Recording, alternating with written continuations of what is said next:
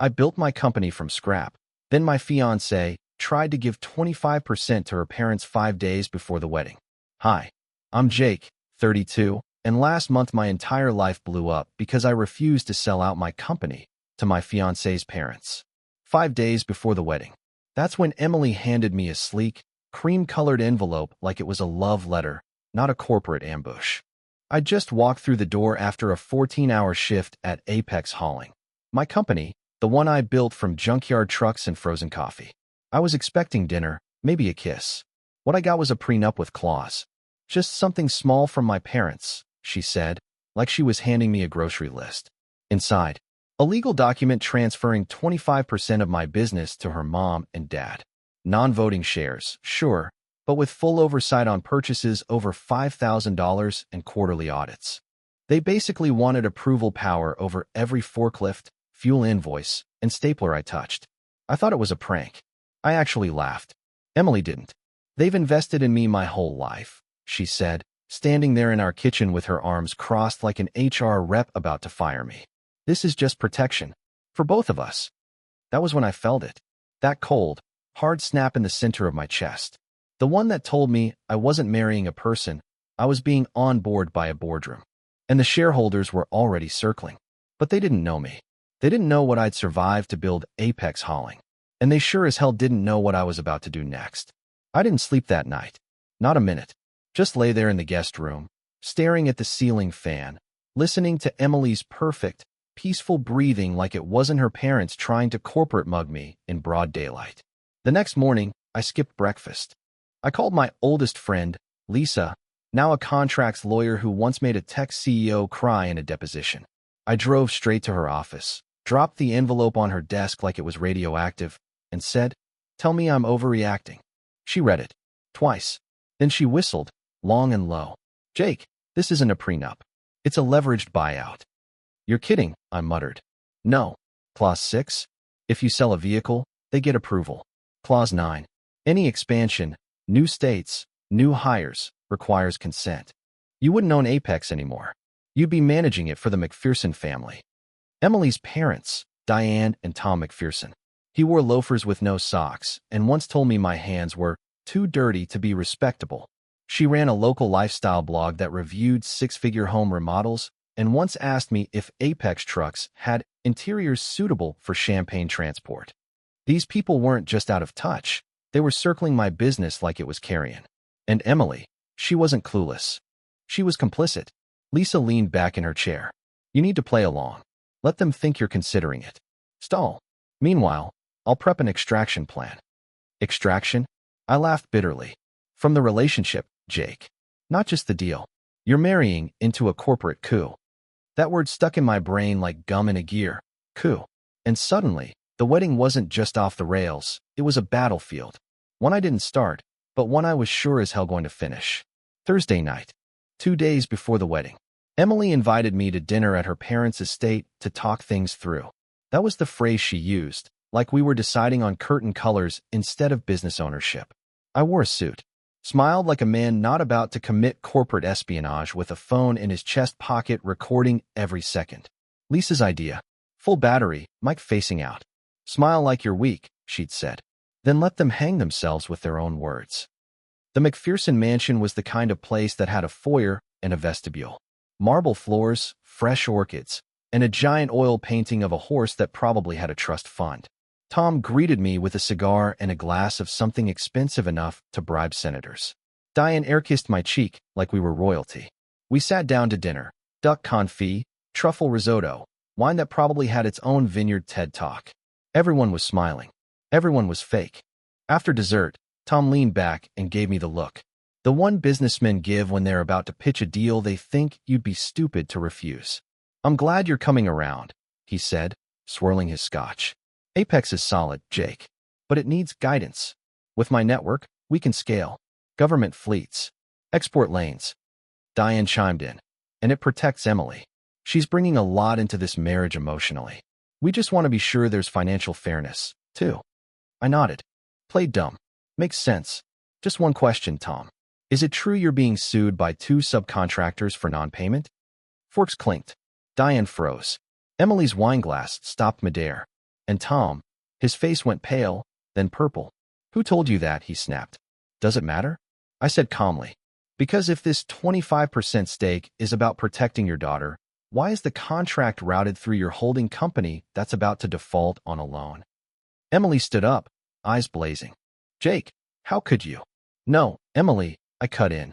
How could you try to hijack the company I built from scratch just because Daddy's trust fund has a flat tire? That's when I pulled out my phone, stopped the recording, and placed it on the table. This dinner's over. And so is this wedding. I walked out before anyone could speak. The mansion faded behind me in the rearview mirror, but the truth? That followed me all the way home. By the time I pulled into my driveway, the lights in our condo were off, but the silence was screaming. Emily had clearly beaten me home and retreated somewhere quiet to spin her version of the story. My bet. Her phone was already buzzing with damage control texts from her mom. I didn't go inside. I sat in my truck for an hour, just staring at the dash, trying to process what the hell had just happened. The wedding was off. That much was clear. But the fallout? That hadn't even started. At 7 a.m., I emailed the audio file to Lisa. Subject line, McPherson meltdown. She called within minutes, her voice practically vibrating through the speaker. Jake, this is better than we hoped. We can nuke the entire narrative. But should we? I asked. Emily's gonna go full victim online. Then we beat her to the punch. You've got receipts. We've got truth. And if she wants to weaponize social media, we'll weaponize facts. And right on cue, Saturday morning, Emily posted a video. Hair perfect. Lighting soft. Background piano music that sounded like a spa for sad rich people. She looked into the camera with moist eyes and said I withheld affection, isolated her, and refused transparency around finances. There were tears, a dramatic pause, and not a single word about the 25% equity ambush. My phone lit up like Vegas. Texts, DMs, mutual friends checking in. Even my goddamn florist asked if I needed support. I didn't say a thing. Not yet. Then, 2 hours later, Lisa texted me just one word. Now. So I did it. I uploaded the audio clip. No caption. No commentary. Just Tom McPherson's voice saying, "We can scale this fast with my friends in DC." Followed by me asking about the lawsuits. The internet did the rest. Within 4 hours, the narrative flipped like a bad mattress. Her followers? Turned. Comment sections went from "Stay strong, Queen" to "So you try to steal his company?" One guy stitched her video with the caption, "When your hostile takeover gets exposed on tape." By Sunday afternoon, Emily had deleted her account. But the real twist? That hadn't even landed yet. I thought that would be the end of it. Internet justice served, wedding canceled, reputation semi-intact. But nope. Turns out, dropping a truth bomb doesn't come with a clean exit. The venue called Monday morning. Just confirming final headcount for Saturday. I paused. The wedding's off. Silence. Then, the woman on the other end cleared her throat. Right. Well, the event's non-refundable. As in, completely paid. $40,000. Ad in catering, the band, the neon sign that said the McPhersons, again, not my last name. And we were looking at over 70 grand down the drain. I could have walked away, written it off as the price of a life lesson. But something inside me snapped, not out of spite, but out of principle. So I did what I do best. I got resourceful. I called the venue manager back. What if, I said, instead of canceling, we repurposed the night? She hesitated. Like how? A fundraiser, I said. For veterans. The space is paid. The food's paid. Let's make it mean something. And somehow it worked. We partnered with a local nonprofit that helps vets transition to civilian jobs. Lisa pulled some strings and got a few local artists to donate work for auction. Apex employees pitched in with setup and logistics. We called it the night that still mattered. Saturday night. Instead of saying vows, I stood on that stage and handed a $50,000 check to a Marine named Luis who lost a leg in Helmand and now runs a welding shop for other vets. I've never heard applause like that before.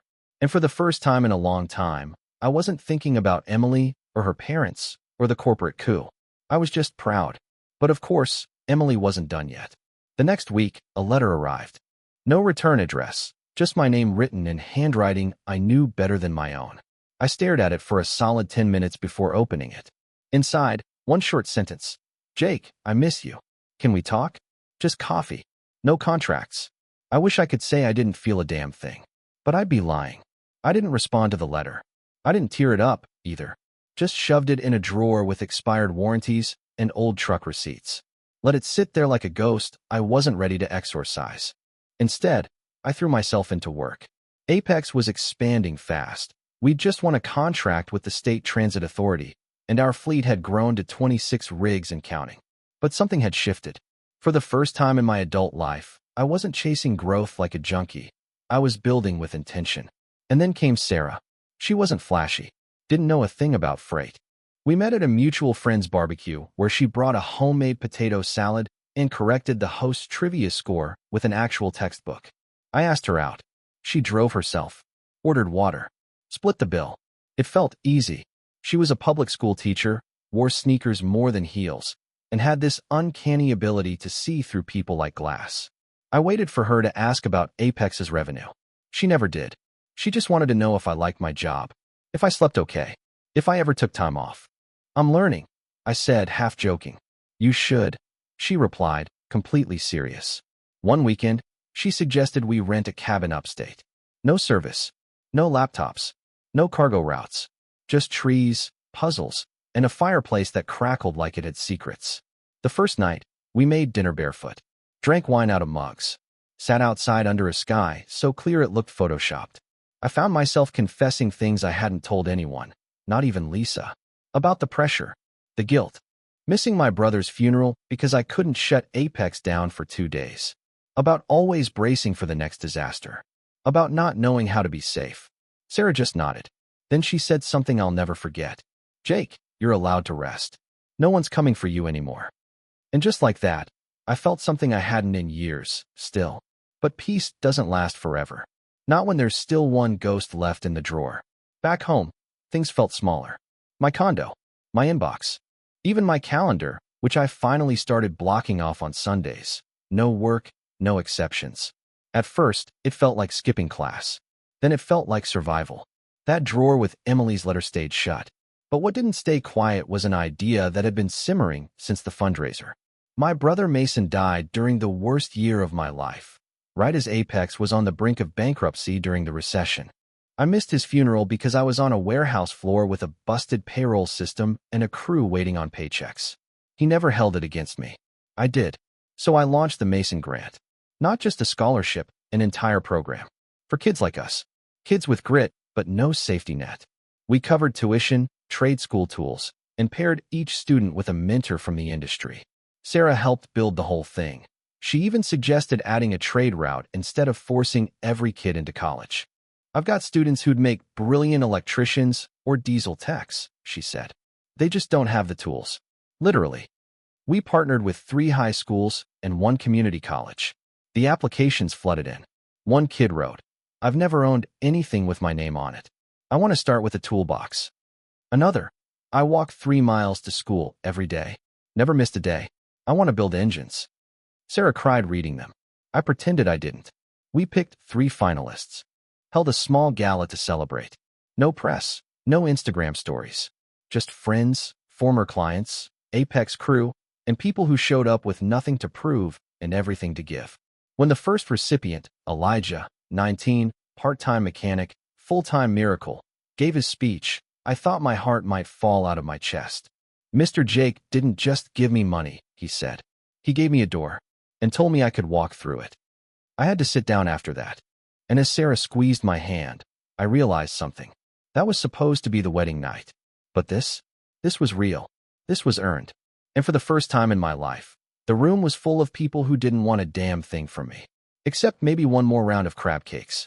A week after the gala, I walked into Apex's main office and everything just felt different. Lighter. Like I could finally breathe. Not because business was easier, it wasn't. Trucks still broke down. Routes still got delayed. Spreadsheets still crashed. But for once, I wasn't bracing for sabotage. I'd spent over a decade expecting the other shoe to drop. Turns out, when the shoe finally drops, and you survive it, you stop flinching at every creak in the floor.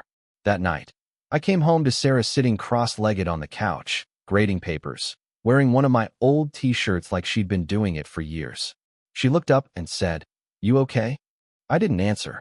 I just walked over and kissed her like a man who finally understood the difference between being admired and being loved. She pulled back and smiled. What was that for? For the door, I said. The one you opened without asking for a key. And that's when I knew. I'd lost a wedding, but I'd found something way stronger. A future. A few weeks later, something strange started happening. People I hadn't heard from in years, old classmates, former coworkers, even a couple exes, started reaching out. Not to gossip, not to congratulate, but to talk about their stories, their close calls, the moments they almost signed something they couldn't take back or gave up something they built for someone who didn't deserve it. It was like the fundraiser, the scholarship, even the audio leak. They all opened some collective floodgate. One guy, Marcus, sent me a message that just said, "Man, I married a Diane. Took me 4 years and 2 therapists to admit it. You got out early." Another, "Your story made me finally walk away from my partner.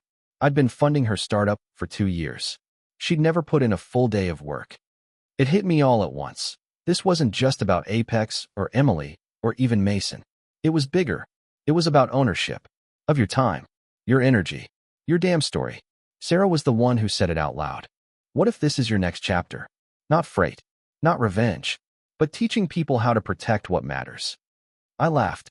What? Like a TED Talk with engine grease under my nails? Exactly, she said. You'd actually be worth listening to. She said it like a joke, but I couldn't stop thinking about it. So I started writing. Not a tell-all, not a memoir, just a blueprint. For people building something real and trying to keep it out of the wrong hands. I called it Built, Not Bought. Just a working title at first. A document on my laptop filled with late-night voice notes, coffee-stained outlines, and a dozen false starts. I wasn't a writer.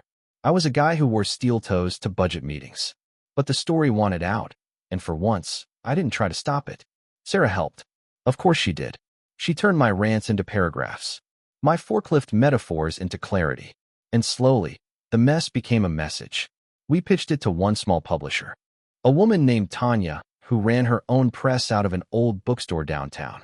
She read the first 30 pages and called me that night. "You're not polished," she said. And that's the best part.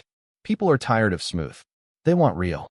We signed the deal over black coffee and oatmeal cookies in her office with a cat sleeping on the printer. And that's how I accidentally became the guy who dodged a hostile wedding takeover, then wrote a book about it. The first speaking gig was at a local tradesman conference. I stood in front of 60 people in worn jeans, holding a clicker I didn't know how to use, talking about ownership like it was oxygen. By the end, half the room was nodding. One guy shouted, "Where was this talk before I married into a nightmare plumbing dynasty?" I smiled. Probably buried under paperwork and dry chicken at a wedding tasting. It killed. The room exploded. And for the first time in my life, I realized this wasn't a detour. It was a destination. Not one I planned, but one I'd earned. The book launched 6 months later. Nothing flashy, just a quiet release, a few local interviews, and a grainy podcast recorded in a borrowed studio. I didn't expect much, but word of mouth is a strange, beautiful thing. Turns out, there are a lot of people out there with apex-sized dreams and McPherson-sized problems. And when your story lands with the right people, it moves. Fast. By the end of the second month, Built, Not Bought was trending in a niche corner of the internet full of blue-collar founders, first-gen business owners, and folks who'd been burned by investor families and silent partners who never shut up. One night, Sarah and I were eating takeout on the couch when I got a text from Tanya. "Congratulations. You hit number 3 on the regional business list." I read it out loud, stunned. Sarah just grinned and shoved another fry in her mouth. "Told you." Speaking gigs kept rolling in, workshops, panels, even a keynote at a national trade show in Chicago. I kept the message simple: build slow, build clean, and never give your company to someone who calls it ours, but never held a wrench. One woman came up to me after a talk in Milwaukee and said, "I left a man who treated my bakery like an ATM. Your chapter on emotional leverage? That was my exit plan." And just like that, I realized I wasn't just telling my story anymore. I was giving people the language to walk away from the wrong deals and toward themselves. But for all the noise, all the growth, none of it compared to what happened that fall. Sarah sat me down one Sunday morning with a look I couldn't read. Then she slid a small, white envelope across the table. Not a contract. Not a threat. Just a sonogram. I stared at the image like it was a foreign language. A blur. A bean. A heartbeat. I'm 9 weeks, Sarah said softly, brushing toast crumbs from her shirt. I wasn't sure how to tell you. My throat closed up. I didn't say anything for a full minute. Not because I was scared, but because something in me cracked open. The kind of crack that lets light in. Finally, I whispered, "You and me. We're having a baby." She nodded, smiled. Looks like. And just like that, every blueprint in my head rewrote itself. All the company plans, the book tour dates, the mentorship schedules, they faded to the edges. Not because they didn't matter, but because this mattered more. We spent the next hour making the kind of list you only make when you've got hope. Pediatricians. Names. What kind of car seat fits in a crew cab truck? Spoiler, almost none of them. I didn't tell anyone at first. Not even Lisa. It felt sacred. Quiet. Ours.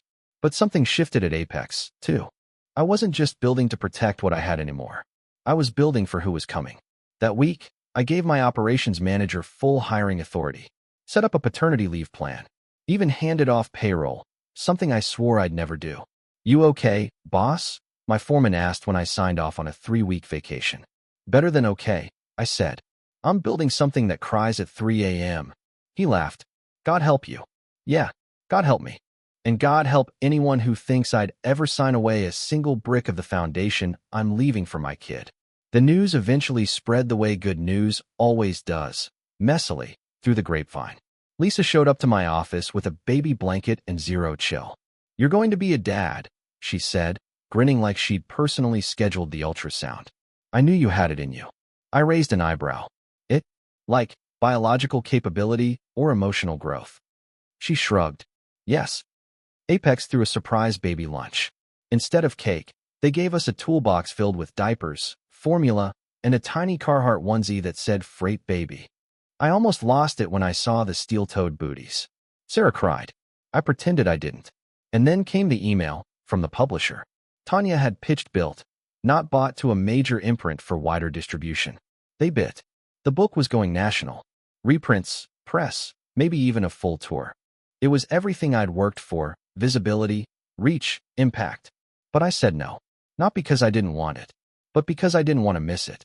The baby, the mornings, the first steps, the slow, beautiful unraveling of life into something deeper than headlines and hustle. Tanya understood. "Another time," she said. "Another chapter," I replied. I wasn't disappearing, just grounding myself. For the first time in my life, I had something better than momentum. I had meaning. We spent those last few months before the baby doing things that never made the spreadsheet. Painting a nursery that somehow turned mint green instead of sage, arguing over glider chairs, falling asleep with names written on index cards scattered across the bed.